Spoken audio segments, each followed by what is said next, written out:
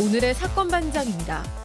한 온라인 커뮤니티에 무료로 학습 지도를 해준 과외 선생에게 폭행을 당했다는 수험생의 사연이 올라왔습니다. 휴대전화를 많이 봤다는 이유만으로 허벅지에 피멍이 들 정도로 구타를 당했다는 주장입니다. 한 무한리필 고깃집이 그동안 군 장병에게만 추가 요금을 받아온 사실이 알려져 논란이 되고 있습니다. 고깃집 사장은 군 장병들이 너무 많이 먹어서 어쩔 수 없었다는 입장을 밝혔습니다. 이웃에 사는 여성 앞에서 음란 행위를 한 남성에 대한 제보가 들어왔습니다. 사과조차 받지 못한 제보자는 경찰에 신고했는데 남성의 아내가 여자가 고개를 돌렸어야지라며 적반하장으로 나왔다고 주장했습니다. 뾰로롱! 안녕하십니까. 이 겨울비가 보슬보슬 내리는 오늘, 왠지 오늘은 시청률이 확 올라갈 것 같은 아주 길한 느낌. 자, 진실 추적자 사건 반장 시작합니다. 어제 전해드렸던 사건이죠. 지난 7일 성남 수정구 무인점포 절도 사건. 중학생쯤 돼 보이는 녀석이 멍키 스패너로 이렇게 키오스크 팍팍팍 자물쇠 내려치는데 이게 안 열려가지고 그냥 나가니까 또 이 일행들이 바깥에서 망보고 있다가 같이 이렇게 그냥 쫙 가던 거. 자, 기뻐해 주십시오. 이 녀석들 오늘 다 잡았습니다. 자, 경기 용인 동부경찰서에서 말이죠. 촉법 1명 포함 모두 8명 중학생들 모두 가출한 상태에서 서울 용인 성남 돌면서 생활비를 마련하느라 이 짓을 했다는 겁니다. 자, 촉법 1명 빼고는 모두 형사처벌 가능하죠. 자, 여러분들의 제보가 이렇게 사건을 해결합니다. 자, 오늘 출연자 소개해 올리죠.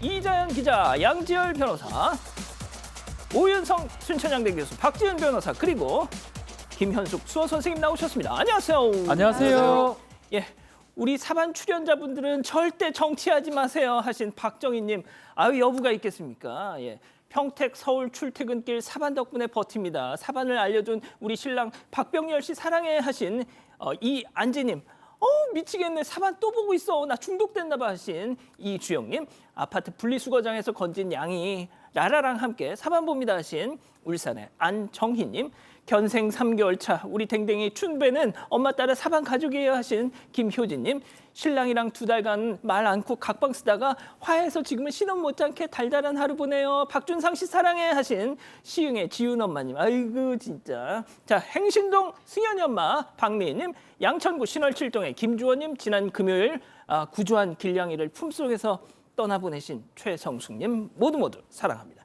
자, 재미는 물론 의리로 함께하는 아싸사바 뉴스 6번. 예, 대한민국과 전 세계 동포 가족 여러분의 시선을 모아서 출발합니다.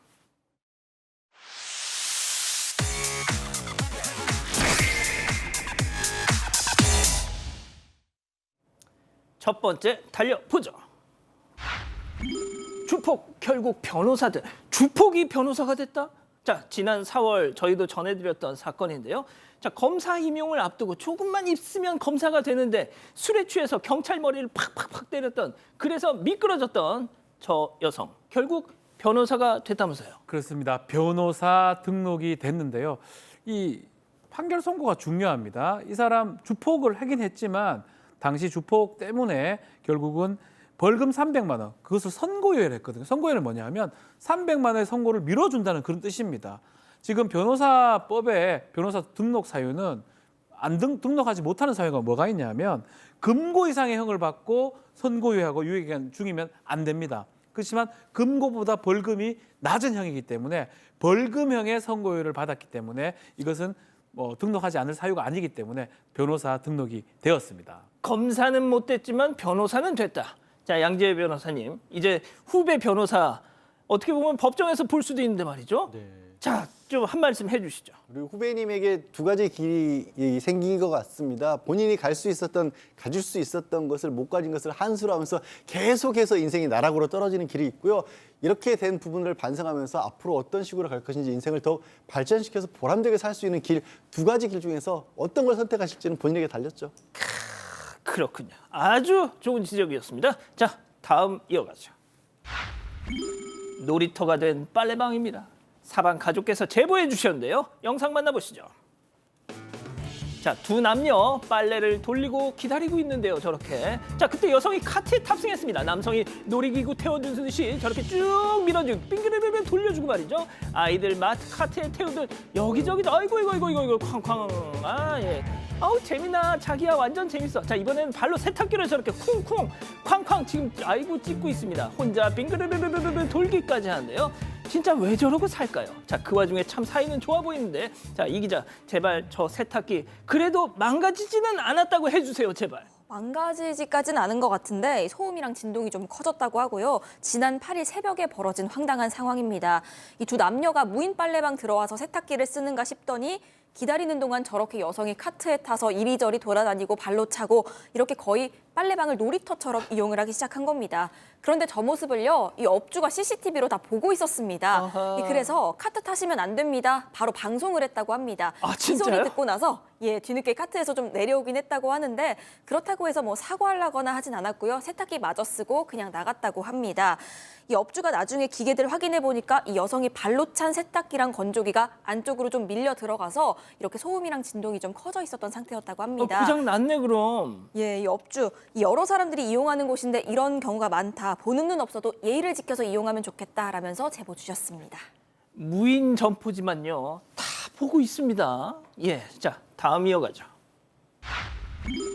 살얼음에 빙그르르르르 돌더니, 자, 도로 위에서 벌어진 정말 아찔했던 상황 만나보시죠. 자, 빠르게 달리는 차량. 자, 그런데 1차로에서 중앙에서 설마 난간 쿵!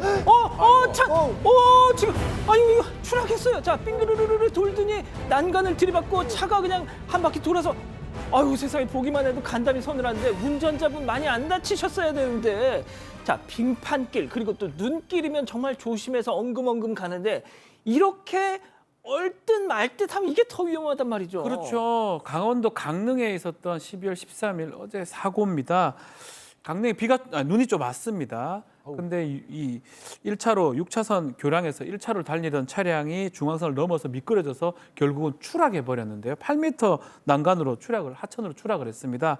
50대 운전 어깨가 많이 좀 다쳤다고, 중상을 입었다고 하는데 실제로 좀 조심해야 되는 게 눈 오거나 비 올 때, 특히 눈 오는 상황, 이게 블랙아이스라 그럽니다. 예. 색깔은 검정색인데 아유. 사실은 살얼음이 돼 있죠.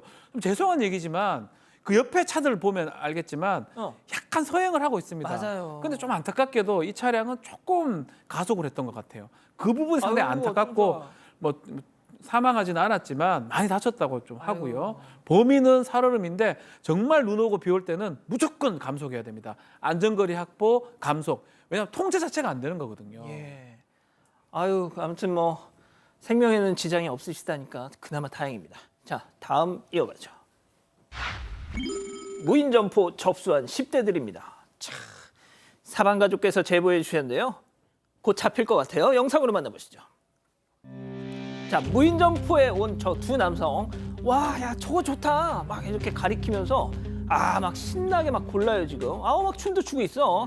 자, 그 와중에 자, 키오스크에다 대고 바코드 찍고 뭐 막 하고 있어요. 자, 그런데 그때 사람들이 들어오니까 갑자기 자, 저 취소 버튼을 눌렀어.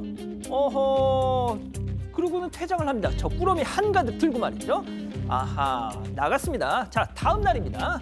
자, 이번에도 두 남성이 가게를 돌면서 물건을 고르다가 한 냉장고 앞에서 뭘 먹을까 고심 중이에요. 자, 그때 냉동 치킨 요리 2개 골라서 계산대. 이번에도 바코드 찍고 결제를 또 취소합니다.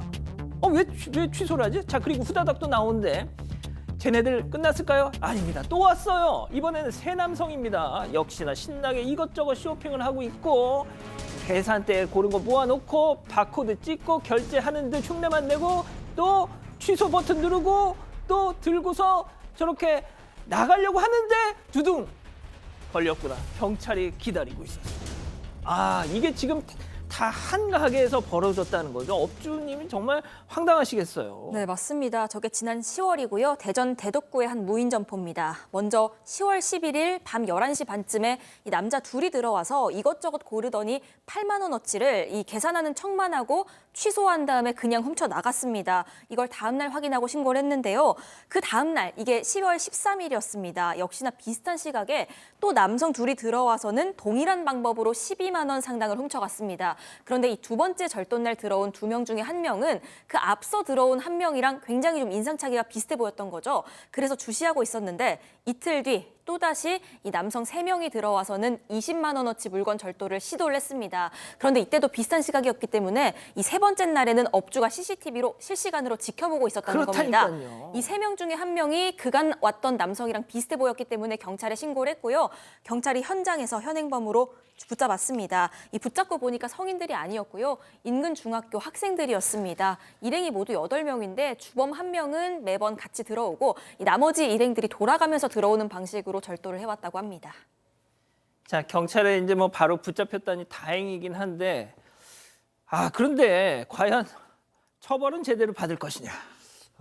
그렇지가 않았다고 합니다. 더군다나 이게 뭐 촉법이나 이런 사정이 있었던 게 아니라 CCTV 상으로 봤을 때 저도 잘 이해가 안 갑니다만 경찰에 따르면 한 사람 계속해서 같이 왔던 1명은 주범이라서 범인이라고 특정이 되는데 나머지들은 그냥 사준다니까 따라왔을 뿐이지 난 모른다라고 했다라는 거예요. 그래서 이 같이 공모를 했다는 걸 입증을 못해서 나머지 7명은 그냥 참고인 조사만 받고 끝났다라는 거예요. 게다가 문제가 여기 이 손에 피해를 입은 게 한 40만 원 가량이 되는데 이 1명 주범으로 꼽힌 그 학생이 또 집이 별로 여유가 있지가 않아서 합의도 못하는 그런 상황이라고 합니다. 고스란히 피해를 떠안게 됐고 또 설령 형사처벌을 못하더라도 나머지 7명의 부모님들이라도 좀 나서서 이건 잘못돼 보이기 때문에 배상을 하든지 뭔가 사과를 하든지 이래야 되는데 전혀 연락도 없었고요. 알아보니까 그냥 학교에서 사회 지도 정도 받는 정도에서 끝났다고 합니다. 그렇군요. 알겠습니다. 자, 다음 이어가죠. 테니스는 테니스장에서 뭐 당연한 얘기 아닌가요? 자, 이번에도 사방 가족께서 제보해 주셨는데 사진으로 만나보시죠. 자, 주차장 아닙니다. 차량 옆에 넓은 그물망이 덩그러니 저렇게 있죠. 자, 저 밑에서 자동으로 공이 뾰로롱 하고 튀어나오는데 바로 테니스 연습용 기계였습니다. 자, 테니스 공이 한가득. 자, 맞은편에 한 남성이 라켓을 들고 대기 중이에요. 그렇습니다. 아파트 지하 주차장에서 저 차들이 저렇게 많은 데서 저기서 저거 세팅해놓고 테니스 맹 연습 중이더라 이거죠. 진짜 좀 왜 저러고 살아? 지하 주차장에서 테니스란. 그러다가 공 튀어가지고 저 주차된 차량 맞으면 어떻게 합니까? 변상을 하셔야 되겠죠. 저거 지난 12월 11일 날 오후 4시 40분경인데요. 인천에 있는 미추홀구 한 아파트 지하 주차장에서 발생된 겁니다. 제보자가 아이들과 함께 귀가를 하고 주차장에 차를 세우고 나오는데 그 아이가 주차장에서 저렇게 놀면 위험한데 그러니까 아이 눈에도 상당히 철없는 어른으로 비쳤다는 거예요. 또 아까 보셨듯이 앞에 자동으로 공이 날아오는 테니스 연습 기계를 설치를 해놓고 당시 목격할 때는 공이 날아오진 않았지만 아까 뭐 테니스 채를 갖다 휘두르고 지금 있었다. 휘두르고 있어요. 예, 그렇습니다. 그리고 그 기계 안에 보니까 테니스 공이 가득 차 있었다는 거예요. 아하. 그러니까 저건 당연히 그 지나가는 사람이 맞을 수도 있고 다른 사람 차에도 이렇게 맞을 수도 있는데 저렇게 행동하는 것은 일정한 패턴이 있습니다. 다른 사람이 어떻게 생각하고 뭐 불편을 느끼든 말든 내가 하고 싶은 대로 하다가 누가 만약에 옆에서 지적하면 뭐가 문제냐 이런 식으로 이제 이어지게 되는 거거든요. 사실 저걸 보면은 학교에서 성적 올리는 것에 우선해서 기본적인 도덕이라든가 윤리라든가 이것을 가르쳐야 할 필요성이 있다라고 보는데 저분 같은 경우는 독립주택으로 이사를 가셔야 되겠네요. 박 변호사님. 이건 도덕도 아니에요. 상식입니다. 테니스 그렇게 좋아하면 길에서 치면 안 됩니다.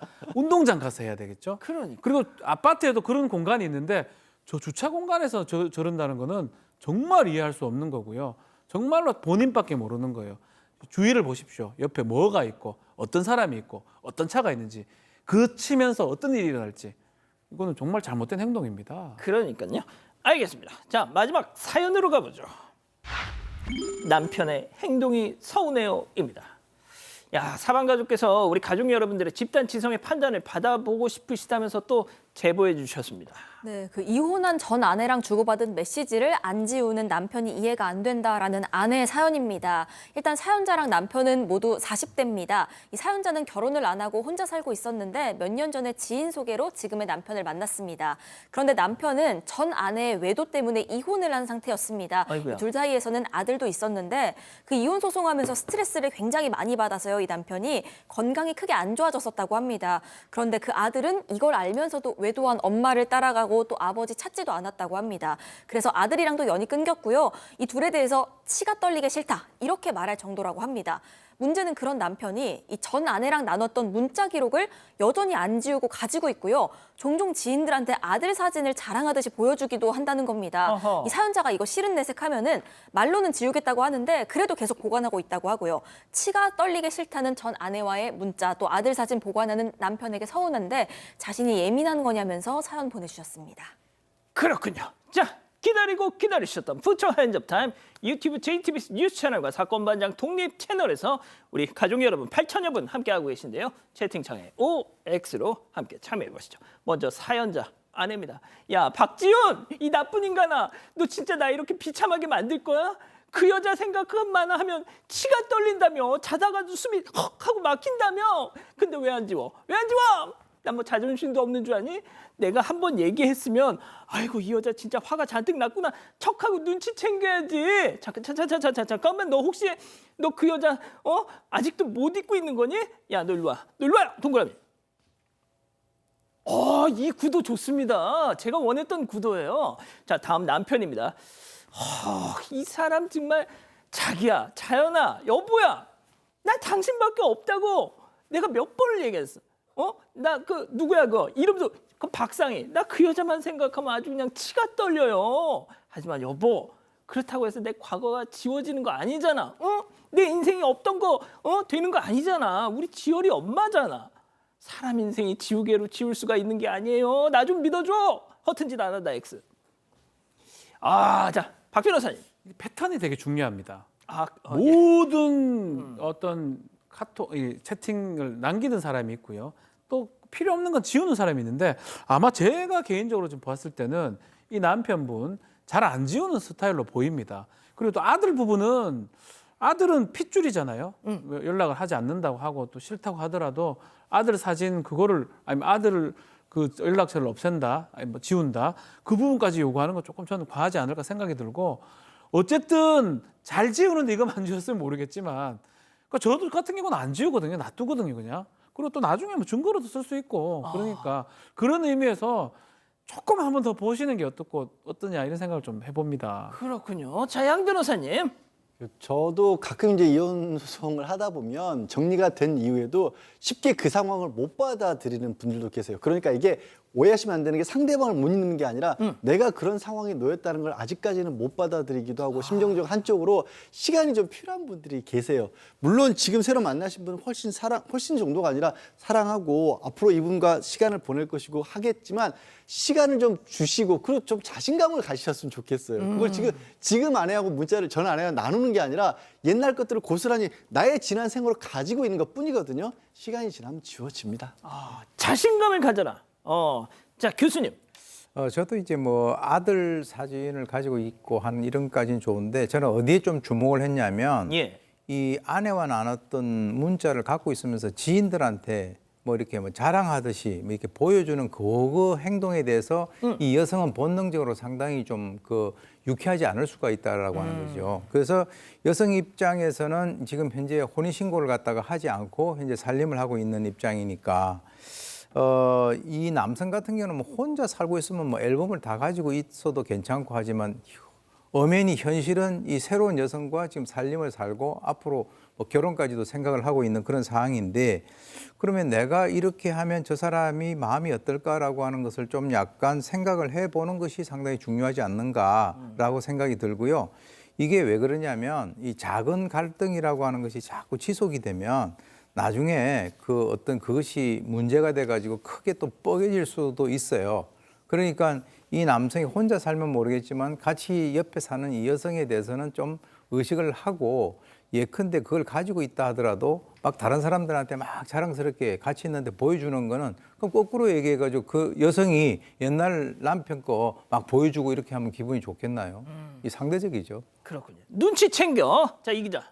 네, 제 생각에는 제가 사연자라면 이 남편의 전처에 대한 마음이 치가 떨리게 싫은 게 아니라 애증일까 봐 너무 걱정이 될 것 같아요. 싫은 건 맞는데 그 기저에는 약간 못 잊는 어떤 복합적인 마음이, 내가 모르는 어떤 마음이 있지 않을까, 이게 너무 불안할 것 같고, 그런 의미에서 아들 사진까지는 좀 어쩔 수 없더라도 그 사연자 남편분께서 이 현 아내분을 좀 배려해서라도 좀 지워주시는 게 맞지 않을까 하는 생각이 듭니다. 이 가족 여러분들의 의견도 좀 전해드리자면요. 윤단미님, 저건 예의가 아니죠, 현 아내한테 하셨고요. 김상두님, 아들은 어쩔 수 없는데 그 전처는 무슨 헛소리를 나중에 할지 기억하고 싶지 않아서 증거용으로 보관하고 싶은 거겠죠 하셨습니다.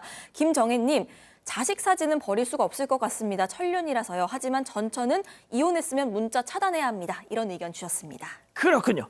자, 사건반장 제보 메일과 카카오톡 사건반장 제보 채널에서는 우리 가족 여러분들의 많은 사연과 제보 기다리고 있습니다. 자, 얼마 전 새 신부가 되신 경북 영양의 김민서님 보고 계신가요?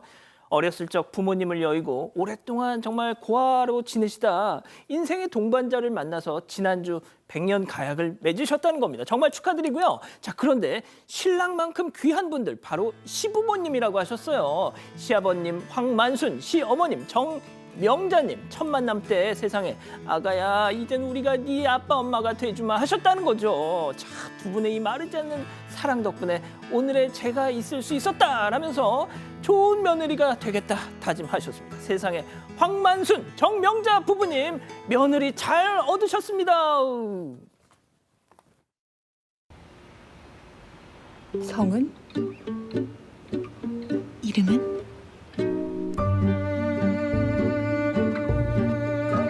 케이크에도 이름이 있는 투썸 플레이스.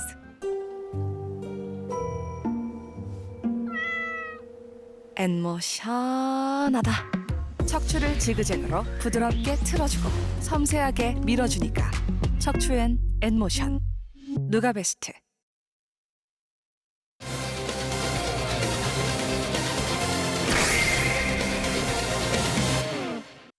한 온라인 커뮤니티에 무료로 학습 지도를 해준 과외 선생에게 폭행을 당했다는 수험생의 사연이 올라왔습니다.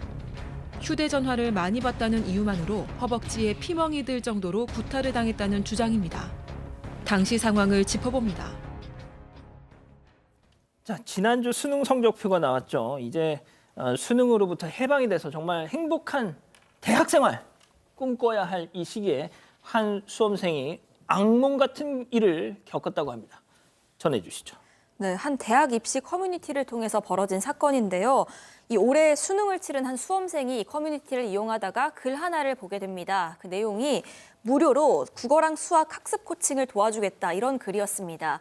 이 수험생 같은 경우엔 N수생이었습니다. N수생이었는데 올해 수능까지만 마지막으로 보고 앞으로는 그냥 수능 더 이상 보지 않고 대학생활 열심히 하겠다라고 마음을 먹은 상태였는데 이렇게 이 수험생 관련된 커뮤니티를 보다 보니까 좀 심란해지고 고민도 되고 미련도 생긴 상황이었던 거죠. 그래서 다시 도전해보고 싶은 마음이 좀 들어서 이 선생님이라는 사람하고 연락을 하게 됐다고 합니다. 그래서 관련된 대화를 몇 번 주고받기는 했는데 아무리 생각해봐도 인터넷으로 사람 만나는 건 좀 위험하겠다 생각이 들어서 과외까지는 받지 않기로 결심을 했다고 합니다. 자, 왜 그렇게 찝찝할 수밖에 없냐면 당장 정유정이 있잖아요. 과외 앱으로 지금. 자, 그래서 이제 뭔가 좀 찝찝했는데 그런데 이 학생의 주장에 따르면 오히려 과외 선생이 더 적극적이었다. 그렇죠. 지금 상황상 무료로 뭘 해주겠다 부분 자체가 인터넷으로 좀 보지도 못했던 사람이 불안감이 좀 있었던 것 같아요. 그래서 이제 코칭을 좀 거절을, 국어 수학 도와주는 걸 거절을 했는데 이 작성자가 그 얘기를 합니다. 2월까지만 해봐라. 그러고 안 좋으면 안 하면 되지 않느냐. 결정하라고 설득을 해서 그래서 수업을 시작했다라고 하고요. 다만 이 두 사람이 이걸 하는 과정에서 뭔가 독특한 특정한 대화를 좀 했던데요. 어떤 내용을 했냐면 숙제를 이제 내줄 테니까 그 숙제를 내가 내주는데 만약에 해오지 않는다면 체벌하겠다. 이 부분을 약속을 했습니다. 학생 입장에서는 워낙 다른 숙제도 열심히 하는 좀 성실한 학생이기 때문에 별로 문제가 없다고 생각했고 실제로 내준 숙제를 다 해갔다고 하고요. 선생도 검사할 때 잘했어요 이렇게 얘기를 했다고 합니다. 자, 이렇게 뭐 그냥 순조롭게 잘 진행되는 것 같았는데 어느 날 충격적인 일이 벌어졌다. 일단 학생 주장입니다. 그런데 그렇게 잘 풀려가고 있다가 갑자기 이 과외를 해준다는 사람이 휴대전화 사용 시간을 봐야겠다라고 해서 휴대전화 사용 시간을 봤답니다. 그러면서 너 아직도 휴대전화를 이렇게 많이 써? 정신을 못 차렸구나. 맞아야겠다라고 하는데 여기서부터 저는 좀 이해가 안 가는데 반바지를 자기가 주면서 갈아입고 오라라고 했다라는 거다. 반바지를 준비해놨다는 얘기잖아요. 그리고 의자 위에 올라가서 무릎을 꿇린 다음에 이 무릎 쪽을 나무 막대기로 15번을 구타했는데 정말 무지막지하게 구타한 겁니다. 근데도 이 학생은 그냥 내가 잘못해서 맞았나 보다라고 생각을 했다는 거예요, 처음에. 뭔가 좀 정말 이해가 안 가긴 한데 주변 사람들이 보고 나서 이게 말이 되냐, 너 이렇게까지 먹는 거 처음 봤다 이러면서 이거를 내가 뭔가 잘못 알고 있는가 커뮤니티에 올린 겁니다. 그 결과가 지금 사진으로 보시는 저겁니다. 교수님. 예?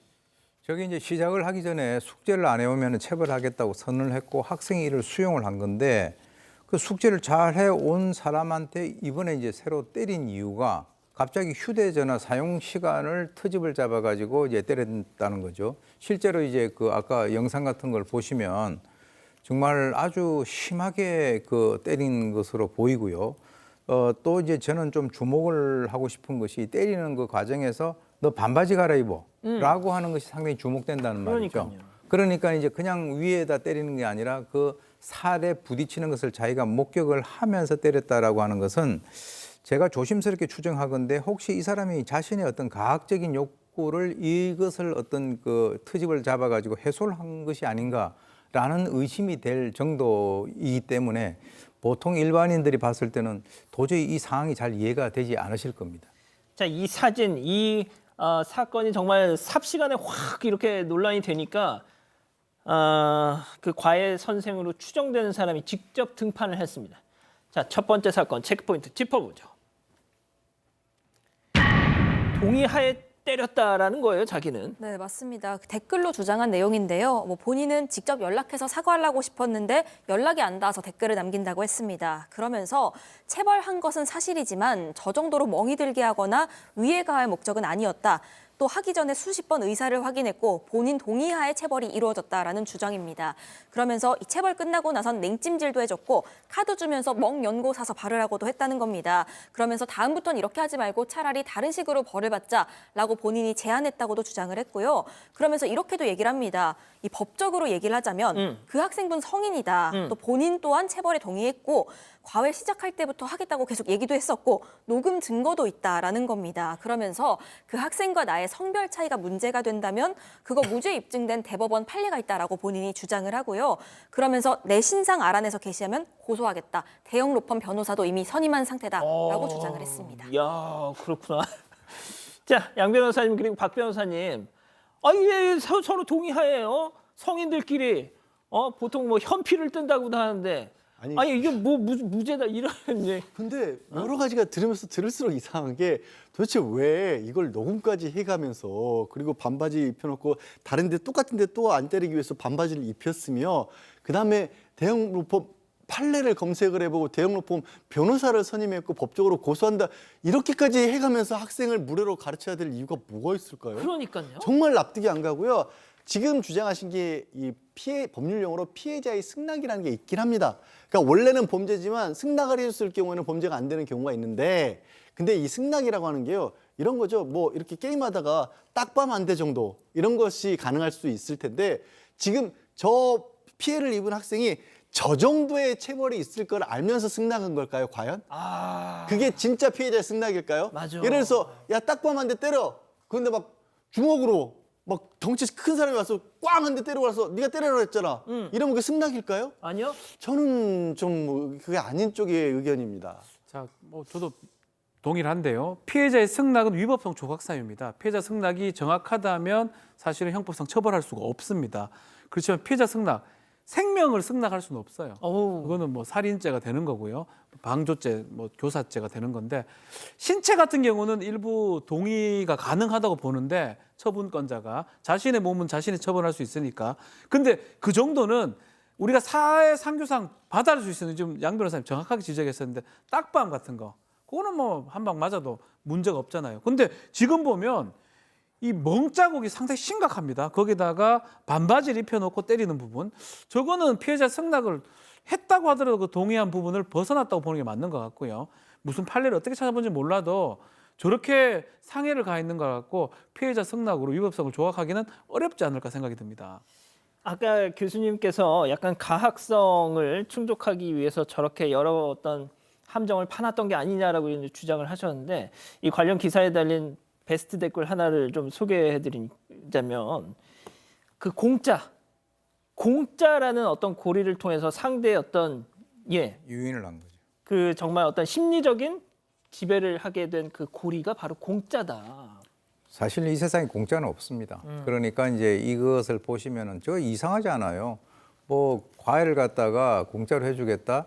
분명히 어떤 그 이면에는 어떤 그 목적이 도사리고 있다라고 저는 보는데, 사실 이 그 피해자 같은 경우는 이 사건이 발생되고 난 뒤에 그 가해자를 탓하는 것이 아니라 자신을 탓하고 있어요. 그러니까 그 죄책감을 갖다 불러일으킨다라고 하는 거죠. 그래서 폭행당한 사실 자체를 아예 주위에 얘기 안 하고 숨겼고, 또 부모님한테도 이런 얘기를 갖다가 전혀 안 했다는 거죠. 그래서 너 왜 이게 멍들었냐 그러는데, 책상 모서리에 박혀서 생긴 상처다, 이렇게 거짓말로 했다는 거죠. 그래서 만약에 이걸 부모님이 알게 되면 자기는 집 밖으로 쫓아낼 수도 있다라고 이렇게 이제 그 굉장히 두려움을 나타냈는데요. 실제로 이제 과외 선생 댓글에 대해서도 자신과의 대화 내용을 녹음했다는 것도 이미 알고 있다. 그래서 댓글에 대해서 사실 할 말은 많지만 아까 몇 가지 얘기했지 않습니까? 대법원 판례에서 무죄가 나왔다. 대형 로펌 변호사를 선임했다. 그리고 앞으로 내 신상 알아내서 게시하면 고소하겠다. 이런 식으로 얘기를 했기 때문에 나중에 문제가 될까 봐 걱정돼서 당장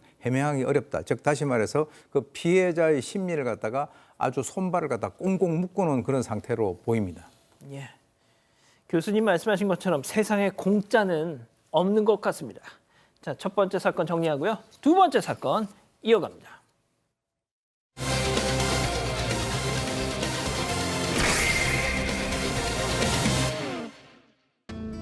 한 무한리필 고깃집이 그동안 군 장병에게만 추가 요금을 받아온 사실이 알려져 논란이 되고 있습니다. 고깃집 사장은 군 장병들이 너무 많이 먹어서 어쩔 수 없었다는 입장을 밝혔습니다. 어떻게 된 일인지 알아봅니다. 한 무한리필 고깃집 메뉴판이 아시잖아요. 가보셨잖아요. 무슨 뭐 명륜 뭐 무슨 이런데. 예? 자, 있지 않습니까? 연령별로 손님들이 내야 하는 1인분 가격도 이렇게 적혀 있죠. 예? 자, 그런데 이 집 메뉴판에는 추가 요금을 받는 특정 대상이 또 있었습니다. 체크포인트 짚어보죠. 3,000원 더 받지 말입니다. 네, 경기도 여주에 있는 무한 리필 고깃집인데요. 자, 그동안 군 장병한테만 나오죠. 일반인 성인은 16,900원이에요. 군 장병 19,900원입니다. 3,000원의 추가 요금을 받아온 사실이 지금 알려져서 온라인상에 논란이 되고 있는데, 이 금액이 아이들은 또 적어요. 7세, 9세는 10,000원이고 뭐 4세, 6세는 뭐 8,000원인데 유독 군 장병한테만 19,900원을 받습니다. 또 다른 것도 있죠, 교수님. 예, 그렇습니다. 지금 이제 해당 고깃집을 이용했던 손님이 달았던 그 리뷰 때문인데요. 해당 리뷰에는 뭐 이게 정확한지는 모르겠습니다. 이분의 주장인데, 군 가족이든 뭐든 테이블에 군인 한 명만 있으면은 묻지도 않고 전부 다 저는 군 장병 가격으로 받는다.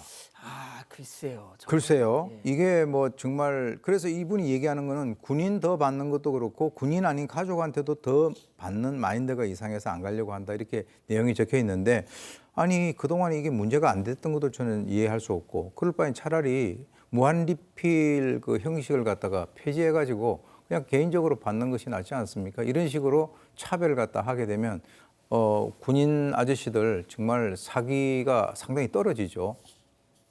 아무튼 저는 이제 뭐 군인 한 명이라도 있는 테이블은 다 군장병 가격을 받는다. 이거는 조금 저는 좀 뭐 경계해야 될 그런 논란이라고 생각을 하는데, 자, 지금 여러 온라인 커뮤니티에 저 문제의 메뉴판이 올라와 있던데 아주 그냥 난리야, 난리. 네, 그런데 요즘 저렇게 메뉴판 사진만 올라와 있어도 금방 식당명들 알아내시죠? 실제로 이 해당 고깃집 다 찾아내서 별점 테러가 이어지고 있는 상황입니다. 그러면서 리뷰도 이어지고 있는데 그중에 몇 개만 좀 소개를 해드리자면요.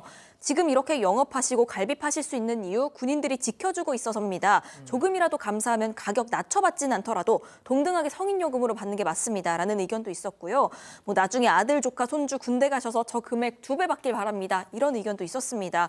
대부분 이렇게 부정적인 댓글이 대다수였는데 일각에서는 아무리 그래도 그렇지 욕할 필요까지는 있냐. 또 나도 똑같이 식당 운영하는 입장인데 주인 마음도 이해가 가긴 한다. 이런 입장도 있었습니다. 자, 뭐 사장님도 무슨 군인에 대한 무슨 혐오증이 있는 게 아닌 이상은 저럴 뭔가 이유가 있었으니까 저러셨을 텐데. 그러게요. 또 사정을 생각해 보면 또 제작진이 찾아보니까 이 식당 블로그 리뷰 글들을 보니까 지난해 9월까지는 가격이 다르지 않았답니다. 그러니까 메뉴판에 군장병 3,000원 추가라는 게 없었던 거예요. 근데 왜 그러면 이 가격을 높이 받았냐라고 사장님께 물어봤더니 다른 언론사에서 그러네요, 진짜.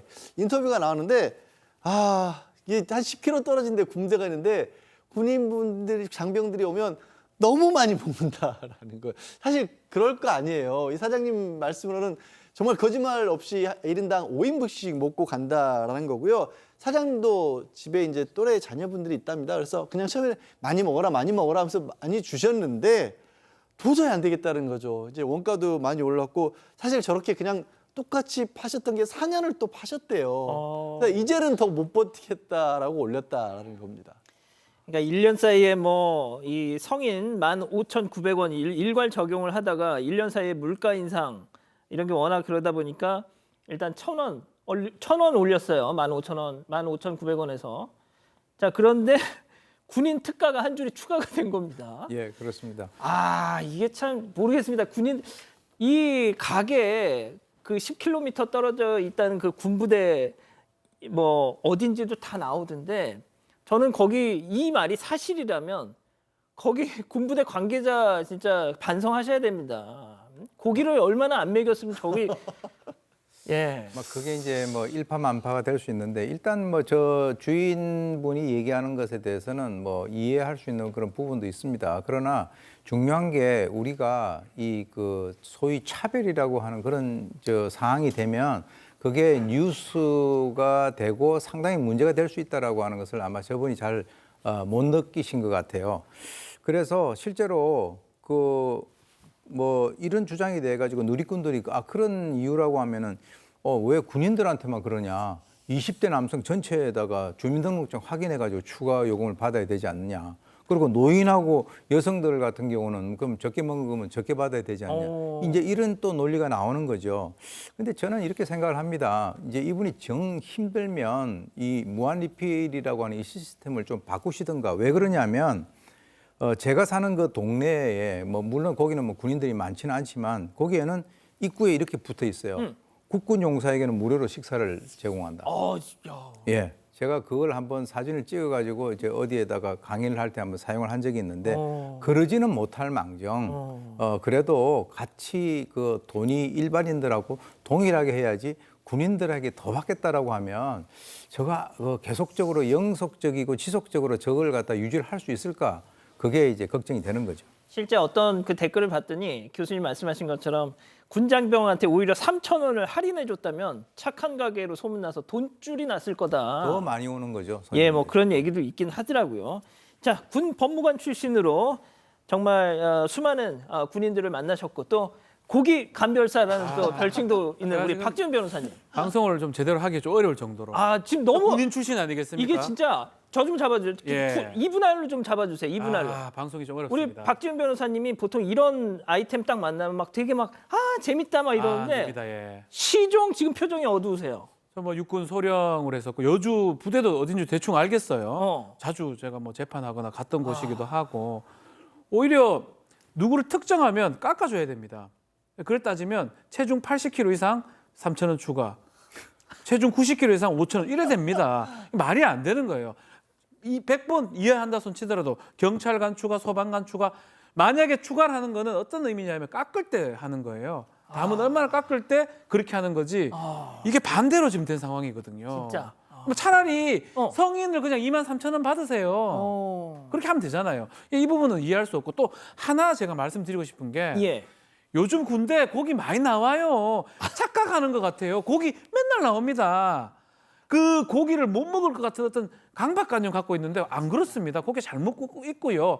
밖에 나왔으니까 조금 더 먹을 뿐이에요. 그리고 암만 먹어봤자 그게 또 얼마나 먹겠습니까, 고기를. 좀 잘해주세요. 속상해. 네. 논리적으로 말을 못 하겠습니다. 진짜 지금 감성이 앞서고 있어. 군인에 제가 군인도 오래 했고 고기를 너무 좋아하는 고기 좋아하는 군인 아니겠습니까? 그러니까. 고기 군인. 어. 너무 속상합니다. 좋습니다. 자, 그런데 우리 박지훈 변호사님 지금 말씀하신 거에 사장님이 또 반박하면서 해명하신 부분도 있어요. 반박이라기보다 일단 한 가지 반박이 있네요. 예. 그 아까 얘기했던 것처럼 뭐 한 사람이라도 군인이 끼어 있으면 전부 다 군인 가격으로 받는다. 이건 사실이 아니다라고 반박을 하셨고요. 그렇죠. 예. 그리고 저기 우리 박 변호사도 눈물이 났지만 사장님도 사실 눈물이 나신다고 합니다.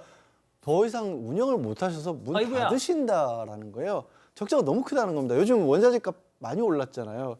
그래서 이제 사장님 말씀을 들으면 또 사장님 말씀이 고개가 끄덕여지고 박 변호사 얘기를 들으면 박 변호사가 불쌍해지고 어떻게 하면 좋은지 모르겠습니다. 저는. 뭐 교수님 하실 말씀 있으세요? 저게 아까 그 나온 얘기대로 군 장병들을 싸게 해가지고 소문을 퍼뜨려서 박리담회로 많은 사람들 손님을 받으면 폐업을 안 하셔도 되거든요.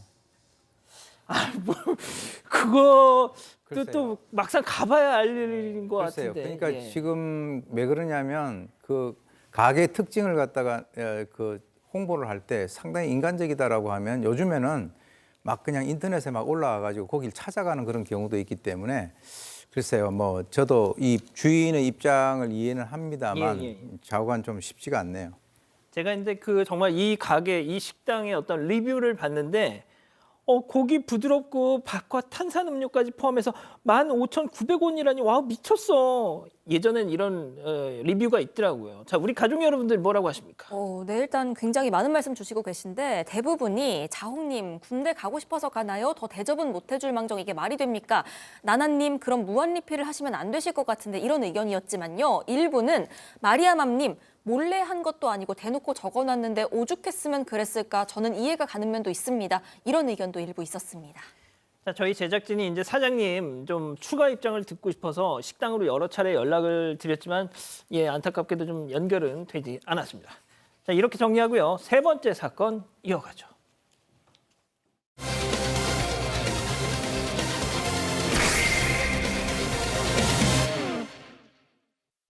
충북의 한 시골 마을로 귀농을 한 여성.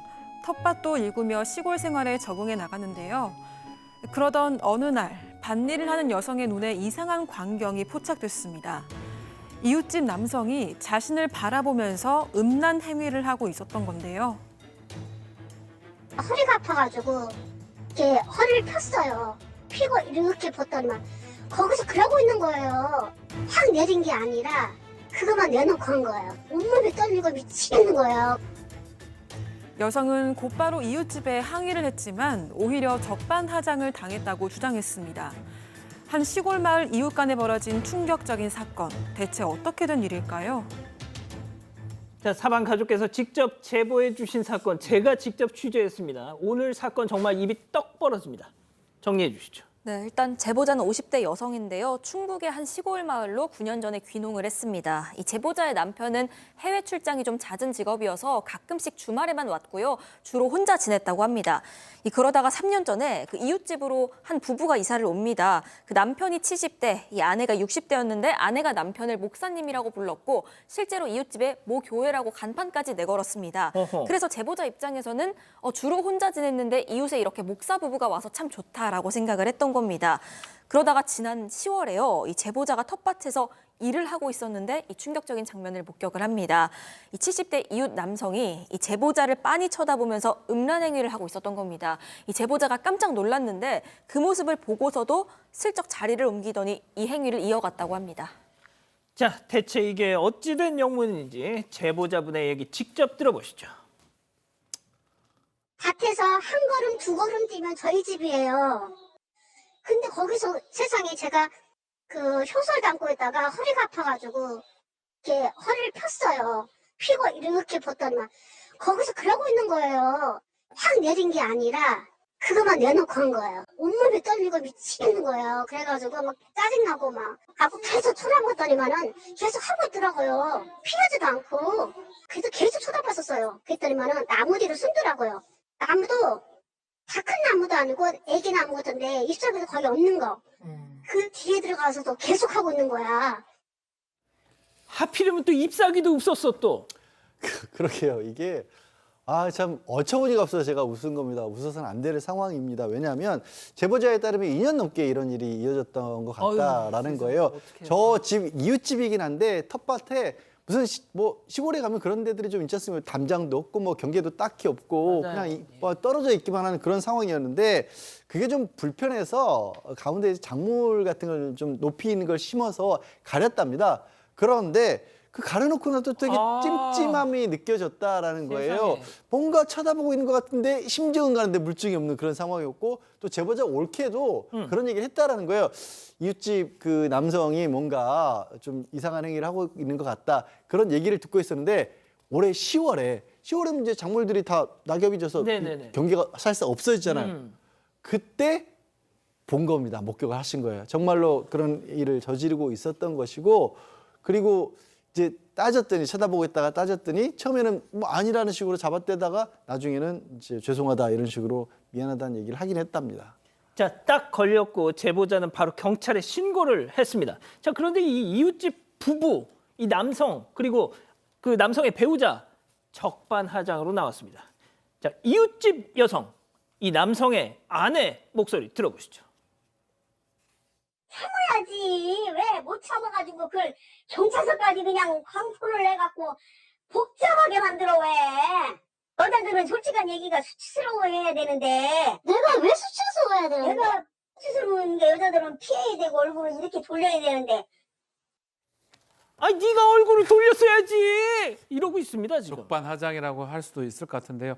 사실은 이 가해자의 그 아내하고 지금 이 제보자하고 그 옆집 사니까 언니 동생 하던 사이예요. 근데 문제는 가해자 아내가 저 난리를 칩니다. 이 경찰에 신고, 뭐 공연음란죄가 성립할 수가 있죠. 그래서 신고를 하니까 야 미안해서 했잖아. 고소하면 어쩌냐고. 네가 뭘 고개를 돌렸어야 된다. 왜 네가 안 돌려? 여기가 도시인 줄 아느냐? 참고 지나가면 안 되느냐라고 피해자한테 이 책임을 좀 전가하는 말을 했고 또 결국은 너 때문에 지금 말이 안 통하고 내가 어떻게 사냐라고 얘기했고 남편에게 지금 사실 이거 잘못했다고 얘기를 해야 되는데 그 모든 것을 제보자한테 지금 돌리는 그런 어떤 발언으로 좀 일관했다고 합니다.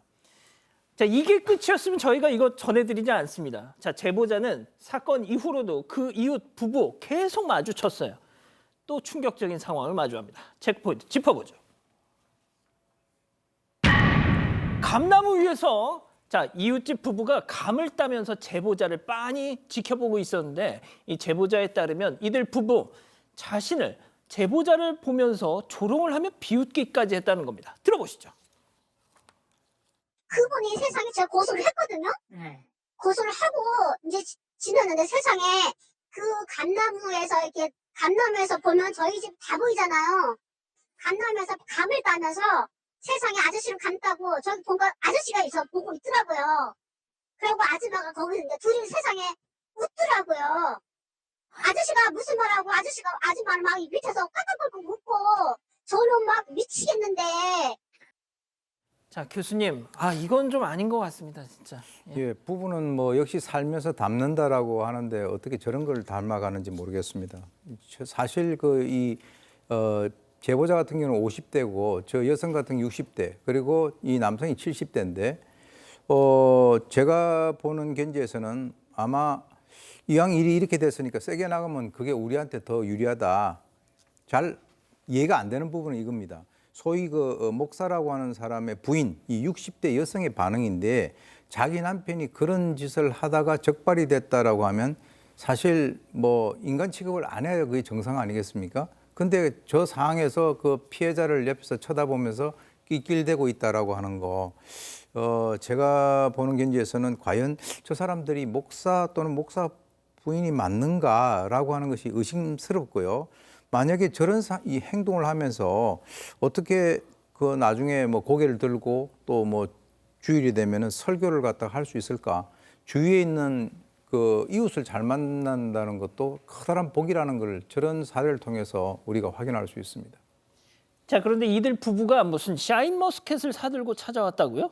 네, 그 경찰 조사에서 이 남성이 처음에는 혐의 부인하더니 나중엔 인정을 했다고 합니다. 그렇게 경찰 조사 받고 오더니 제보자 집에 샤인머스켓을 사들고 온 겁니다. 이웃 부부가요. 그리고 이 이웃 남성은 그제서야 사모님 정말 죄송합니다 라고 사과를 했습니다. 그런데 함께 온 아내, 그러니까 이웃 여성은 이때도 여전히 큰 소리를 쳤다고 합니다. 어허. 나이 든 사람이 이렇게 사과를 하는데 받아줘야지 라고 하면서요. 여전히 왜 고소를 해서 일을 크게 만드냐 라면서 따졌다고 하고 결국 이 사과를 받을 수가 없어서 제보자는 이들 부부를 그냥 돌려보냈다고 합니다. 아, 교수님 정말 이 인정을 했으면 그냥 넙죽 일해야죠. 그렇습니다. 근데 실제로 저게 이제 그 제보자 같은 경우는 걱정이 되는 게 20, 30대의 그 3명의 딸이 있다는 거예요. 그 딸이 이제 그 실제로 이 시골 주택이니까 여름에 마당 쪽에 이제 풀장도 갖다 놓고 거기서 물놀이도 했는데 그때 당시에 이웃 남성이 그쪽에서 이제 어슬렁댔다라고 하는데 지금 생각하면 그때도 음란 행위를 갖다가 하고 있었을 것으로 추측을 한다는 거죠. 그래서 지금 2년 넘게 이 피해자에게 저 사람 행동이 좀 이상하다라고 경고를 해준 사람만 여러 명인데 과연 자신만 그 피해자일지 걱정이 된다는데요. 제가 볼 때는 전형적인 노출 음욕증과 연관이 있는 것으로 보이고 70 넘어서 저런 행동을 하는 사람이 갑자기 저런 행동을 할 가능성은 낮아 보입니다. 박 변호사님, 뭐 접근 금지 100m 이런 거 불가능하잖아요. 그렇죠. 이게 범죄이긴 한데 공연 음란죄입니다. 또 스토킹 처벌법에 지금 해당 대상이 될지도 조금 검토가 필요한 부분이기 때문에 그게 문제인 거예요. 법으로 딱딱딱 접근 못하게 하거나 그 행위를 못하게 할 수 있는 그런 어떤 정확한 규정은 지금 없기 때문에 아마 앞으로도 계속 불안에 좀 떨면서 살아야 되는 거 아니냐. 그래서 좀 이사를 가라 하니까 왜 우리가 이사 가냐. 아이고야. 네가 가라. 이런 식으로 지금 나오고 있는 상황이라고 합니다. 항상 아시잖아요, 결말. 피해자가 이사를 가야 되는 거. 자, 세 번째 사건 이렇게 정리하고요. 사건 연구소 이어갑니다.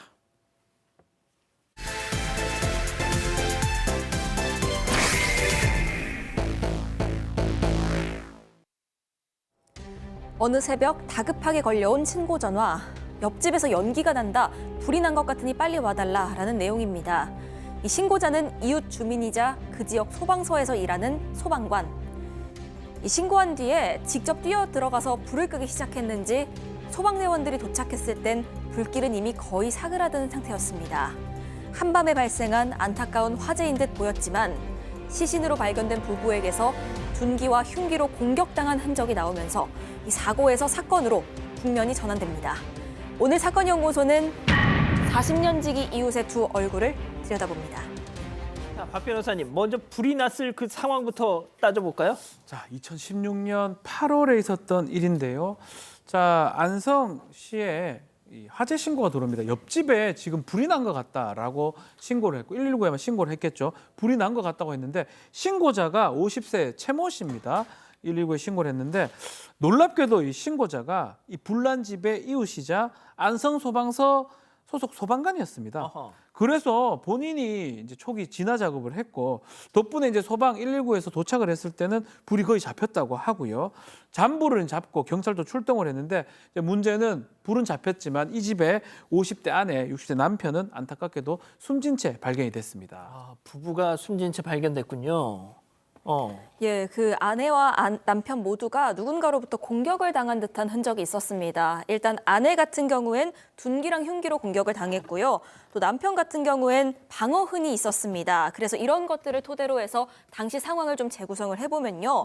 이 누군가가 이렇게 창고를 통해서 침입을 합니다. 그리고 먼저 안방에 들어가서 여기 누워있던 아내를 둔기로 공격을 했습니다. 그리고는 이 소란을 듣고 작은 방에서 남편이 나왔던 것 같습니다. 이 남편을 마주쳐서 이곳에서 몸싸움을 벌이다가 흉기로 남편을 살해를 했던 것 같고요. 그 뒤에 다시 안방으로 돌아갑니다. 돌아가서 이 쓰러져 있는 이 아내를 흉기로 결국 끝내 살해를 했습니다. 그리고 다시 건너가서 작은 방에 불을 냈고요. 그대로 들어온 그대로 창고를 통해서 빠져나갔습니다. 자, 그렇다면 누군가 자신의 범행 흔적을 없애려고 사람을 살해한 뒤 불을 질렀다. 그렇게 봐야 하는데 그럼 누가 그랬을까 하는 게 의문이었던 거예요. 이 부부가 동네에서 뭐 수십 년 동안 살아왔었고 집도 그 동네에선 가장 좋은 2층 집이었답니다. 그래서 뭐 20대 뭐 20억 원대 자산가다 이런 소문이 있긴 하는데 그렇게 뭐 원한 관계가 있다거나 뭐 평판도 좋았다라고 하는 걸 보면 경찰로서는 좀 갈피를 잡기 어려웠던 거예요. 그래서 혹시라도 남들 모르는 무슨 일이 있을까, 문제가 있을까, 뭐 청부 살인일까, 아니면 강도를 저지르려고 들어왔다가 금품을 못 찾고 그냥 나간 걸까, 여러 가지 추측을 하는데 일단 경찰에서는 흉기를 찾는 데 집중을 하기로 했습니다. 거기서부터 이제 실마리를 좀 풀어보려고 해서 뭐 모든 인력들을 총동원해서 흉기를 찾기 시작했고, 저 때가 여름철이었잖아요. 예. 주변에 풀이 무성했기 때문에 제초 작업까지 해가면서 이 흉기를 찾아 나섰고 결국 수색 8일 만에 예. 한 200m 떨어진 곳에서 흉기를 발견을 했습니다. 흉기를 찾았으면 이제 거의 다 온 거 아닌가요? 뭐 흉기 자체에서도 우리가 범인에 대한 여러 가지 어떤 정보를 확인을 할 수 있지만 흉기가 발견됐다라고 하는 그 사실 자체, 즉 다시 말해서 이 흉기를 어디서 누가 구입을 했느냐, 그리고 이제 CCTV라든가 이런 것을 통해서 추적을 할 수 있습니다. 그렇기 때문에 사실은 흉기가 발견됐다라고 하는 것은 범인으로 하여금 상당히 심적인 압박감을 느낄 수밖에 없는 그런 상황이 되는데요. 일단 찾아낸 흉기에서는 혈흔 반응이 나왔습니다. 그래서 이 경찰이 이것을 국과수에 감정 의뢰를 했는데, 그런데 아주 반전이 벌어집니다. 바로 그 다음 날 소방에 신고 전화 한 통이 들어옵니다. 어떤 아들이 자기 아버지가 극단적 선택을 할 것 같다라고 신고를 했고, 그런데 이게 사실 뭐 극단적 선택하고 이 방아살인 사건하고 무슨 상관이 있느냐라고 볼 수도 있지만, 이 극단적 선택을 할 것 같다는 아버지가 바로 이 피해 부부 집에 불난 것을 최초에 신고를 했었던 이웃에 살고 있던 그 소방관이었다는 거죠. 그래서 이것을 계기로 해서 사건의 수사는 급물살을 타게 됩니다. 불 끄는 걸 도와주기까지 했던 이웃 소방관이 갑자기 왜? 그것도 흉기 발견된 다음 날에요. 이상한 상황인데 일단 살려야 하니까 그 있는 것 같다는 아파트로 경찰이 출동을 했습니다. 여기가 복도식 아파트였는데 이 최 씨가 사는 곳도 아니었습니다. 차를 세워두고 꼭대기층 복도 쪽으로 올라간 상황이었습니다. 그 15층이었는데 경찰이 도착했는데 이미 최 씨는 난간의 한쪽 다리를 걸치고 아이고야. 있는 상황이었다고 합니다. 그 상황에서 경찰이 재빨리 손을 낚아챘는데 예. 그 사이에 떨어졌습니다. 아이고야. 떨어졌는데 이 손을 비틀어 빼면서 그 반동과 어떤 무게중심 때문에 바로 아래층 14층 복도로 이렇게 들어가서 떨어진 겁니다. 자, 이 말만. 자, 이거 좀 양 변호사님. 네, 정말 저는 저 영상을 그때 촬영된 영상을 봤던 기억이 나는데 진짜요? 정말 어떻게 저런 일이 벌어질 수가 있을 정도, 좀 전에 이 기자가 얘기한 것처럼 손을 뿌리치느라고 반동이 생기면서 14층으로 떨어졌는데 빨리 재빠르게 쫓아가서 14층에서 경찰이 14층으로 잡았거든요. 또 뿌리치고 또 뛰어내립니다. 근데 또 13층으로 또 떨어졌어요. 투신을 하려고 했는데 두 번이나 복도로 떨어졌는데 13층에 갔을 때는 경찰들이 다면 이제 가슴 쪽을 움켜쥐어서 투신을 못하도록 막았는데, 알고 봤더니 이 사람 이미 극단적인 선택을 하기 위해서 또 독극물까지 먹었던 상태였던 겁니다. 그래서 바로 병원으로 이송을 해서 생명을 살렸습니다. 자, 15층에서 14층으로, 14층에서 13층으로 겨우겨우 살렸는데, 자, 교수님, 뭔가 찔리는 게 있으니까 최초 신고자가 이런 모습을 보이는 거 아닐까요? 물론 이제 우리가 수사를 할 때 그 최초의 그 범행 장소를 발견하고 신고를 한 사람도 어떤 그 수사 선상에 놓고 이제 그 관찰을 하게 됩니다. 그래서 이 최 씨가 병원으로 이송되는 구급차 안에서 자기가 그분들을 살해했다라고 자백을 했습니다. 자기도 이제 죽을 고비를 갖다가 이제 두세 번 넘긴 거 아니겠습니까? 그래서 돈을 뺏으러 들어갔는데 마침 그 당시에 집주인하고 마주쳐서 싸움이 벌어지면서 결국 살해를 했다는 거죠. 그래서 범행 다음 날부터 소방서에 정상적으로 출근을 했는데 이날이 연가했다는 거예요. 그래서 이제 일주일간 그 치료를 받고 난 뒤에 경찰 조사를 갖다가 받기 시작을 했는데, 범행 직후에 정상 출근을 하면서 태연히 일상생활을 이어가던 최 씨가 아까 우리가 얘기했던 사건 9일 뒤에 흉기가 발견되면서 본인이 상당히 그 어떤 심적인 부담을 갖다가 안았던 것 같아요. 그러니까 이게 자기는 그 소방 공무원 아니겠습니까? 예. 소방 공무원이 남을 도와주고 구해줘야 되는데 그 옆집에 가서 그 사람들을 살해했다라고 하는 것이 내심으로 엄청난 그 심리적인 불안감을 가질 수도 있었을 것이고, 인생이 한순간에 망가질 것 같으니까 자기는 그런 식으로 독극물 묻고 투신을 갖다 시도한 것으로 보입니다. 생명을 구해야 할 소방관이 이웃을 살해하고 그걸 숨기겠다고 불까지 지르고 또 가장 먼저 달려와서 불을 끄고 신고까지 했습니다. 대체 뭐가 급했기 때문에 말이죠. 자, 돈 얘기를 좀 했었죠. 막대한 빚을 지고 있었는데요. 그 빚을 지게 된 배경은 도박을 좀 했기 때문에 문제가 됐던 겁니다. 2009년부터 동료 소방관들하고 카톡 게임이죠. 그 섰다 같은 걸 해가지고 이 빚이 한 5억 원 정도, 판돈 규모가 5억 정도가 됐고 한 번 할 때마다 한 200만 원, 300만 원 됐습니다. 이렇게 상습 도박해서 자신의 빚이 한 2억 6천 정도 됐고요.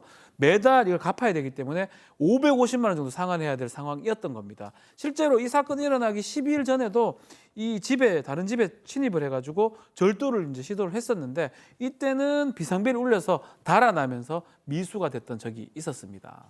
자, 결국 그 살해한 두 부부가 정말 오래 알고 지내던 찐 이웃이라는 거 아닙니까? 그러니까 이제 이 최 씨하고 숨진 그 부부는 40년 동안 한 동네에서 알았으니까 이 그 최 씨가 어렸을 때부터 옆집에서 알고 지내던 어른들이었어요.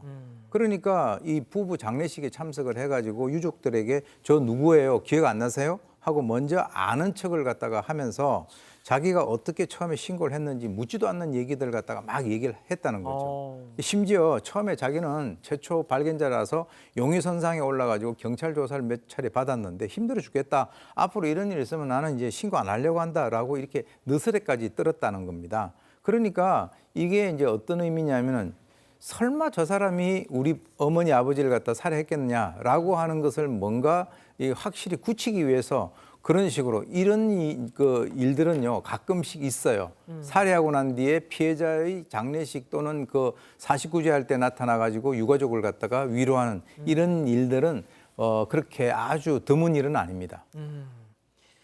자, 가장 소방관 하면 가장 존경받는 직업 1위 맨날 이러는데 말이죠. 자, 도박빚에 몰려서 40년이나 알고 지낸 이웃을 살해한 이 소방관 어떤 판결을 받았습니까? 일단 적용받던 혐의 자체가요. 강도살인으로 두 사람이나 목숨을 빼앗았습니다. 게다가 특수강도 미수에 거쳤지만 다른 집에 들어가기도 했었고요. 현주 건조물 방화죄도 저질렀던 거죠. 그 전에 뭐 가벼운 범죄라고 해야겠네. 비교하자면 상습 도박까지 있죠. 근데 강도살인 하나만 해도 사형 또는 무기징역입니다. 두 사람이나 해쳤어요.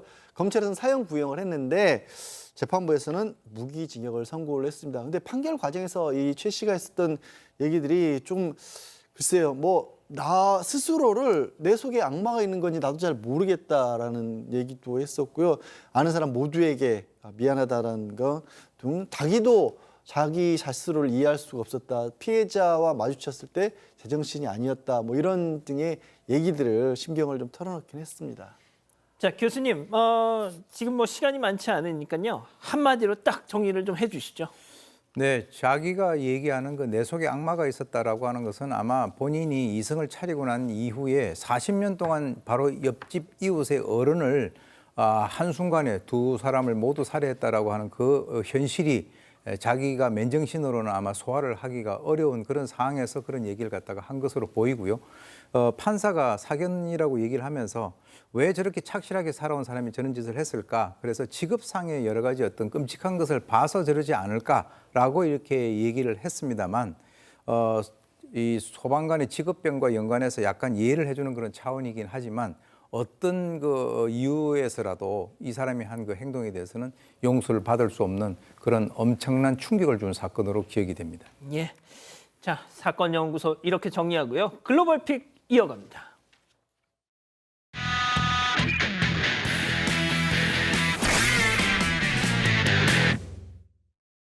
페루로 가보시죠.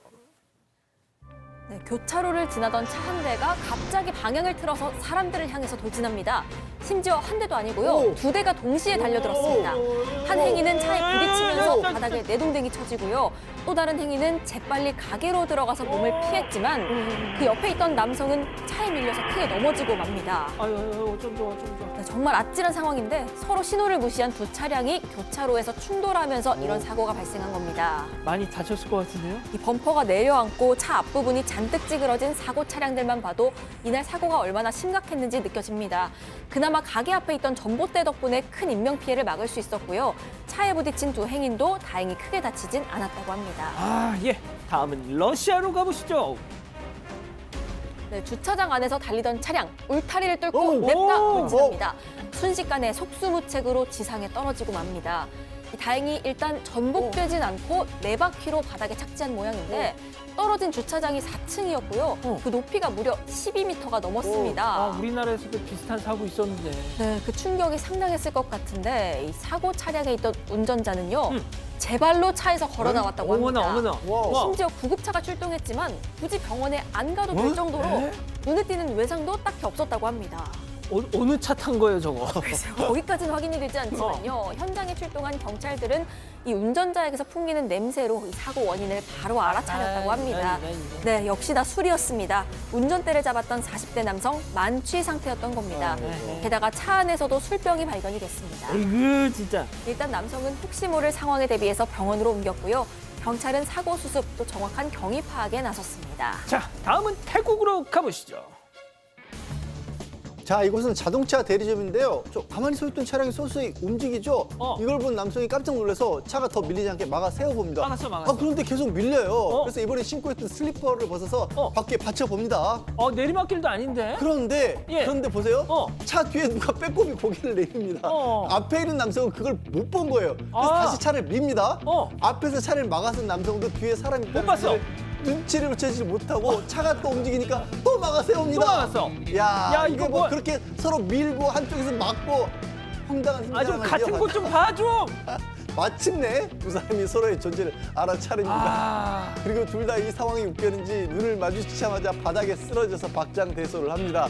아, 이거 꽁트를 짜도 이렇게 못 찰 것 같은데. 약간 갑돌이 갑순이 막 그러게요. 뭐 이런 거 이런 거 같아. 이거. 누리꾼들 최고의 개그 콤비다. 현실판 더맨더머다라면서 뜨거운 반응을 보냈습니다. 자, 다음은 최근 온라인에서 화제가 되고 있는 영상 함께 보시죠. 자, 경찰들이 도로를 완전히 폐쇄했습니다. 바로 이 회색 덩어리, 코끼리 물범입니다. 전혀 미동도 없죠. 자, 행여나 죽은 건 아닐까 걱정했는데 그냥 낮잠 자고 있었답니다. 아, 이런. 근데 이 친구가 이미 동네에서 상당히 유명하다고 하네요. 주민들은 닐이라고 이름도 붙여줬습니다. 수시로 바다에서 나와서 사람들에게 저렇게 서슴없이 다가가는 건 물론이고 모르는 사람 집 마당에 대자로 들어와서 잠을 자기도 합니다. 그리고 뭐 트럭 앞에 떡하니 누워있는 바람에 그 사람 출근도 못했다고 합니다. 지금 탈수 증세 이런 거 없나요? 그러게요. 게다가 그냥 잠만 자는 것도 아니고요. 장난기가 말도 못해서 뭐 도로에 있는 안전봉을 장난감 삼아서 다 때려 부수기도 하고요. 어허. 주민들이 물을 뿌려주니까 좋다고 또 몸까지 틀어 신나게 물장난까지 치는 모습도 보였습니다. 사실 저 물범 600kg이 넘습니다. 이게 동네 돌아다니면 무서울 법도 한데 이 동네 주민들은 무서워하기는커녕 이젠 친구처럼 지낸다고 합니다. 다행히 이 친구도 놀 거 다 놀고 잘 거 다 자면 알아서 바다로 다시 돌아간다고 합니다. 다시 돌아가요. 네. 예. 마지막 픽 주인공 동물입니다. 중국으로 가보시죠. 네, 어린 친구가 밤늦게까지 책상에 앉아서 공부를 하고 있습니다. 그런데 혼자가 아니죠. 그 옆에 눈이 이미 반쯤 감긴 강아지 한 마리가 있습니다. 이 어린 집사의 열성적인 수업에 이 강아지도 정신을 차려보려고는 하지만 쏟아지는 잠을 막을 수는 없죠. 그런 강아지 모습에 어린 집사 강아지 코를 툭 치면서 잠을 깨우기도 합니다. 정신 차렸어. 이 친구는 꼭 강아지를 옆에 앉혀놓고 가르치면서 공부를 한다고 합니다. 이 하나보다 둘이 나을 수도 있지만요. 강아지 입장은 좀 그렇지 않아 보이긴 하죠. 그야말로 개귀의 경읽기나 다름없어 보입니다. 그렇습니다. 네, 심지어 장소 불문이고요. 책상 아닌 곳에서도 강아지는 항상 책을 함께 읽어야만 했습니다.